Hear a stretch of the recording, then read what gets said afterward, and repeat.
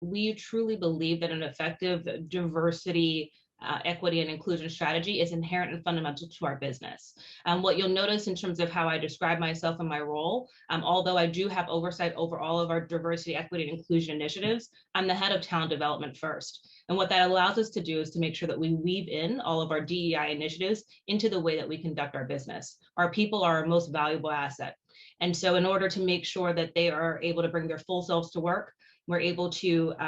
fulfill our promise on the potential that we've provided them with the opportunity to work at TPG. We need to make sure that DEI is interwoven into our strategy. So it is not thought of as kind of a separate function, but rather really dove into in terms of all stages of our employee talent cycle, and therefore it's inherent to how we do business and we deliver to our stakeholders. The advice that I would give for an emerging or existing manager that's trying to build out their diversity, equity, and inclusion initiatives is that you need to make sure it's authentic to your organization. I think what you're experiencing and the recent declaration of Juneteenth as a holiday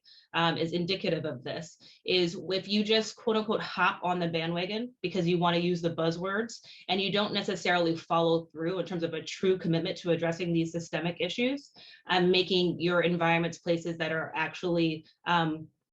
well entrenched in what this truly means, people will find that as inauthentic and they will kind of revert away from you. And so if you do not have leadership support from the top of the house, and if you cannot convince your middle managers that truly affect the day-to-day in terms of how people are operating and the decisions that we make when it comes to our capital, then your DEI initiatives are going to fall short and they're going to read that way to other people. And so that commitment and that investment is first and foremost. And we may not always have the best website, you may not always have the best PDF document, but if you truly take a step back and figure out how you're going to flow DEI through every part of your business, you'll have at least the fundamental recipe for success.